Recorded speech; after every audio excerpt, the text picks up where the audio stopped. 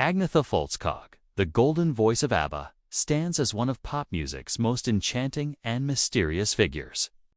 A woman whose voice defined an era and whose story carries both the brilliance of fame and the solitude of introspection. Born on April 5, 1950, in Jönköping, Sweden, Agnetha was drawn to music from an early age, writing her first song at just 6 years old. Her father was a showman, her mother a homemaker, and the melodies of her youth were simple, heartfelt, and tinged with the melancholy that would later color so much of her work. By the late 1960s, she was already making waves in Sweden's pop scene, releasing solo songs that showcased her remarkable vocal purity and emotional depth. But it was in the early 1970s, when fate brought her together with Björn Ulvaeus, Benny Andersson, and Annie Frid-Lyngstad, that Agnetha's voice would become a sound recognized and adored across the world. ABBA was born, a name formed from the initials of its members, and what began as a Swedish experiment in pop turned into one of the greatest musical phenomena in history. With her long blonde hair, sparkling blue eyes, and radiant smile, Agnetha became the face of ABBA's exuberant charm, yet it was her voice, warm, clear, and tinged with wistful emotion, that gave their songs their unforgettable soul. From the joyous shimmer of Dancing Queen to the heartbreak of The Winner Takes It All, her vocals carried the stories of millions who found their own emotions mirrored in ABBA's melodies. Behind the dazzling lights and sequined costumes, though Agnetha's life was far more complex, the intense global fame brought exhaustion and anxiety. The endless touring and press attention often left her yearning for the simplicity of home and family. Married to Björn Ulvaeus, her bandmate and creative partner, Agnetha experienced the intertwined ecstasy and pain of love and art. Their divorce in 1980 mirrored the emotional distance that had slowly crept into their music, and it left its mark most poignantly in songs like The Winner Takes It All, which many fans believed was her real-life confession set to music. As ABBA disbanded in 1982, Agnetha retreated from the glare of fame, choosing instead the quiet life of a mother and artist who no longer sought the world's attention. Her home outside Stockholm became her refuge, and for many years she was portrayed by the media as a recluse, the Garbo of pop, as they called her, after Sweden's other famously private star, Greta Garbo.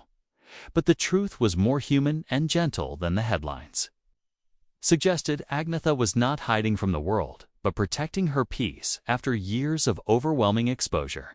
Still, music never completely left her heart.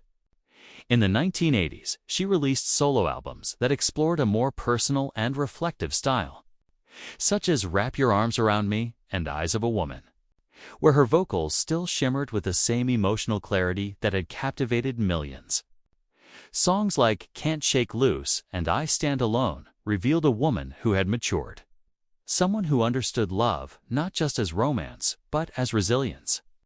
Her music from that period reflected her inner journey, a quiet dialogue between fame and identity, between the stage and solitude.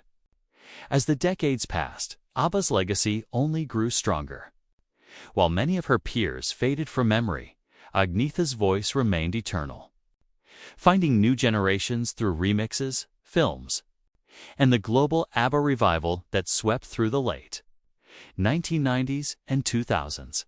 Though she often declined the limelight, she occasionally resurfaced with grace and sincerity, such as in 2004 when she released My Coloring Book, a tender collection of 1960s covers that revealed her affection for the songs that shaped her youth.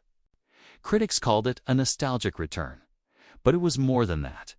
It was a quiet affirmation that Agnetha still sang because she loved to, not because the world demanded it.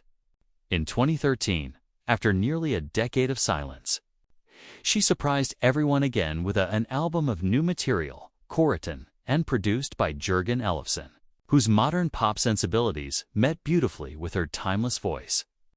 The single When You Really Loved, someone reminded listeners that the warmth and vulnerability of Agnetha's tone had not aged a day.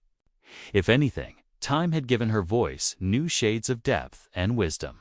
Despite her reluctance to tour or appear frequently in public, her interviews from that era revealed a woman at peace, reflective, humorous, and still deeply connected to her fans. Then, in a moment that no one could have predicted, ABBA reunited in the 2020s, releasing new music after nearly 40 years apart.